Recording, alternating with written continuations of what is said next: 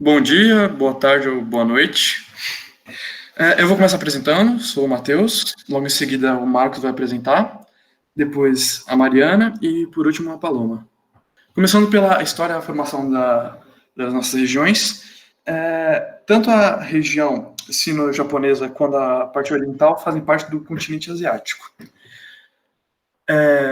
De acordo com a teoria formulada por Alfred Wegener, em em aproximadamente 200 milhões de anos atrás, todos os continentes se formavam uma única massa, conhecido como o supercontinente denominado Pangeia, vem do grego toda a Terra.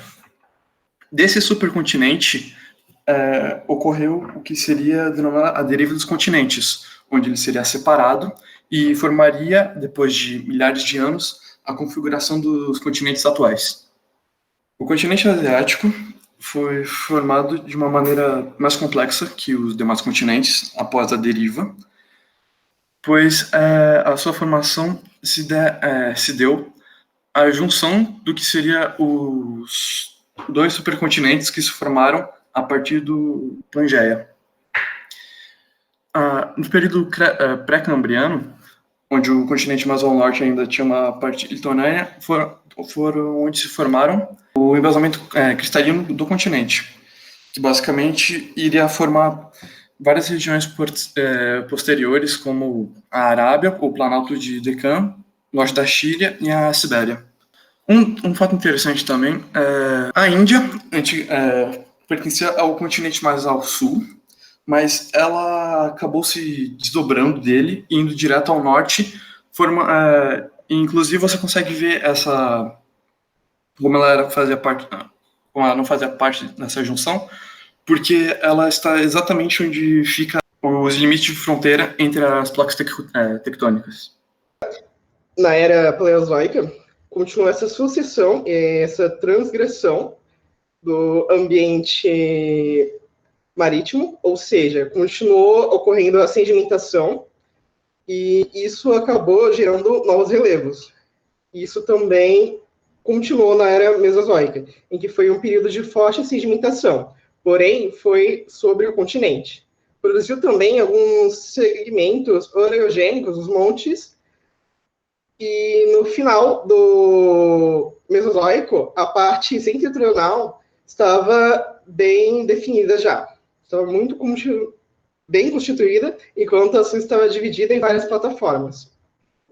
Algo interessante é que no começo da era Cenozoica, a Ásia já estava com a configuração dela semelhante à que a gente consegue ver hoje em dia. E dando prosseguimento, as cordilheiras originadas pelo dobramento alpino, nas quais encontram-se as montanhas mais altas do mundo, elas acabaram surgindo durante o período terciário, do princípio quaternário.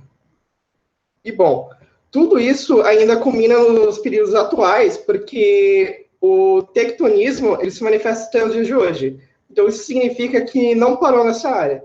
O mundo ainda está, de certa maneira, em continuação, está se modificando. Isso afeta ainda de certa maneira, só que aos poucos. As regiões do planeta foram separadas em regiões biogeográficas, onde a nossa região oriental sino-japonesa ela pode ser encontrada na região paleártica e na região Indomalaia. Em relação à região paleártica, ela é a maior aquizona do mundo e abrange a Europa, norte da África e quase toda a Ásia, com exceção da Índia e do Sudeste Asiático, e parte do norte da Polinésia.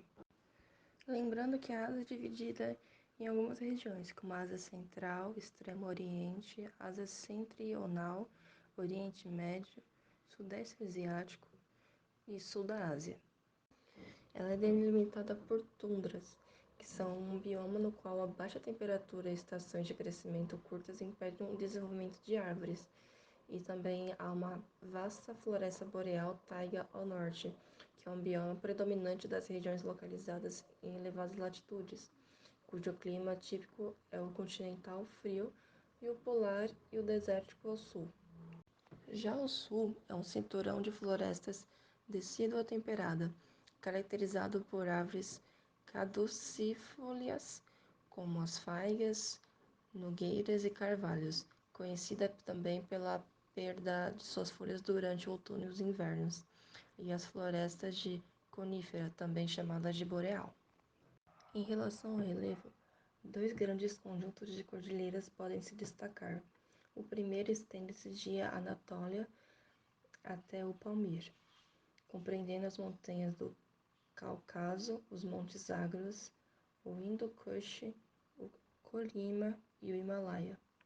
A outra linha de cordilheiras é formada pelos Montes Urais e pelas montanhas de Nova Zembla. A região central é ocupada pelos planaltos do Tibete e da Mongólia, as estepes do Cazaquistão e do Quirguistão e o deserto de Gobi, e as planícies do norte da China, como podemos conferir nas imagens do slide. Quanto ao norte, a região é composta pela planície siberiana e pelo planalto de Colima. Em relação à hidrografia do norte, o continente é cortado pelos rios siberianos Obi, Lenice, Lena e Colima, que desaguam no Oceano Ártico e permanecem congelados durante a maior parte do ano. Já na Ásia Central encontram-se as bacias como o Tarim, no noroeste da China, e os rios Amu Darya e Sir Darya, que desembocam no Mar Aral. Em relação ao clima, a Ásia, por ser um continente muito extenso, ela possui várias variações de clima, como por exemplo, na região verde, possui o clima siberiano, que é característico de temperaturas baixíssimas, presença de tundas ao norte, taiga no centro e estepes ao sul. O clima mediterrâneo, localizado na região laranja, é característico de verões quentes e secos e invernos com muita chuva. Já o clima desértico, localizado na região amarela, como na Síria, Arábia, Índia e Irã, são características de regiões com temperaturas elevadas durante o dia e frias à noite. São regiões áridas com baixos índices de chuva. Já os monções, localizados no sul e no sudeste da Ásia, são característicos de invernos secos e verões extremamente chuvosos. Sobre a região Indo-Malaia, também chamada de Reino Oriental, a Indo-Malaia possui asa tropical e se estende do Afeganistão através do subcontinente indiano e do sudeste asiático para terras baixas do sul da China e através da Indonésia até Java, Bali e Bornéu, a leste do qual ficam a ilha Wallace. A floresta Indo-Malaia é mais espaçada em função dos constantes desmatamentos e outras formas de agressão processadas ao longo dos últimos milhares de anos. Estende-se nas Filipinas até Nova Guiné, Bornéu, costa da Indochina e a costa norte da Austrália. Um fato curioso é que no ano de 1883, na ilha Krakatoa, na Indonésia, ocorreu uma erupção vulcânica que cobriu toda a superfície de lava e cinzas, causando a morte de toda a fauna e flora do local. E pouco tempo depois, houve a recolonização dessa ilha. Isso foi por volta de mais ou menos 50 anos depois do incidente, e a ilha já estava novamente coberta de uma floresta tropical com alta variedade de plantas e vertebrados e pequenas vertebradas. E chegou à conclusão de que esses animais e essas sementes elas vieram de ilhas vizinhas. Supõe-se que a floresta tropical formou-se a partir do movimento passivo de sementes e aves que vieram através do voo ativo de ilhas próximas como Java e Sumatra. Bom, agora falando um pouco sobre os biomas, a fauna e a flora oriental messino-japonesa, eu vou começar falando sobre as florestas orientais. Elas são muito diversas e incluem florestas boreais de coníferas perenes, com predominância de abeto exo, bétulas e lárices, como nas imagens aqui. Esses são lárices. E também tem florestas temperadas de folhas bem largas, como, por exemplo, o bordo, o carvalho e a faia japonesa, que aí já são árvores bem grandes. Aqui tem um exemplo. E também tem a floresta de folhas largas, perennifólicas, temperadas, que tem como predominância o bambu, assim como a palmeira subtropicais e vegetações de mangue, como nessa imagem aí, de Okinawa. Eu acho que é assim que fala. Bom, e nas nossas pesquisas, nós achamos algumas curiosidades e resolvemos mostrar. A primeira curiosidade foi na região de Shirakami-sanshi, no norte de Honshu, que é um local de patrimônio mundial da Unesco, e lá consiste em cerca de 130 mil hectares de florestas primitivas de faia, ou seja, é a maior floresta de faia do mundo, com uma diversidade ecológica de cerca de 500 espécies de vegetação, ou seja, muito importante, né, para os biomas. E a segunda curiosidade é que na ilha de Yakushima, que é outro local de patrimônio mundial natural, também possui uma variedade incomum de espécies de árvores, desde árvores perenes, que a gente já mostrou lá em cima, subtropicais, né, ao nível do mar, e até plantas subárticas de região montanhosa do interior.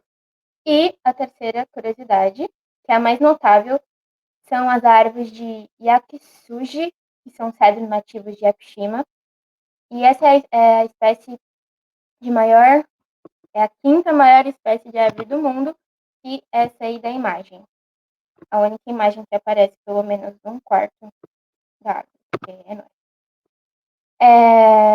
E agora falando um pouco sobre as dunas, que não são muito reconhecidas, mas achei importante falar.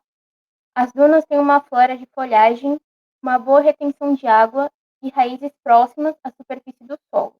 São encontradas em áreas de dunas costeiras, como por exemplo as dunas da areia de Totori, que são bem conhecidas mundialmente pelo turismo, etc. E agora, falando sobre a fauna e a flora, e principalmente sobre a fofofauna, a fauna e a flora são divididas em 3 zonas climáticas distintas: a zona subártica siberiana, a zona temperada de Honshu e a zona subtropical, que abrange as ilhas, principalmente as ilhas. Bom, e dentro dessas zonas, há muitos habitats diferentes que podem sustentar diversa fauna e diversa flora, incluindo pântanos costeiros, florestas mistas e prados alpinos, que são maravilhosos. E partindo diretamente para a fauna, eu escolhi alguns animais bem característicos dessa região, como, por exemplo, essa salamandra gigante, que é o segundo maior anfíbio do mundo, perdendo só para a salamandra chinesa, né? Olha isso, gente, coisa maravilhosa. E agora a fofofauna. Eu trouxe também o macaco da neve. E por que, né? Eu me perguntei por que eles se chamam assim, macaco da neve. E, bom, teve uma história, né, que no centro do Japão alguns macacos fizeram a descoberta, que era o prazer dos banhos termais. E ficaram mundialmente famosos como os macacos da neve. Diretamente dessa região, né? E outra... aqui. E outra fofofauna é a raposa vermelha. E ela é diretamente do Japão. E lá no Japão é a terra das suas 2 subespécies. Que a primeira é a Vulpes vulpes xerepere, e a segunda espécie, que é a Vulpes vulpes japonica, que é essa aí da imagem. Outro animal característico do Oriente é essa víbora venenosa encontrada em todo o leste da Ásia, no Japão, Coreia e China.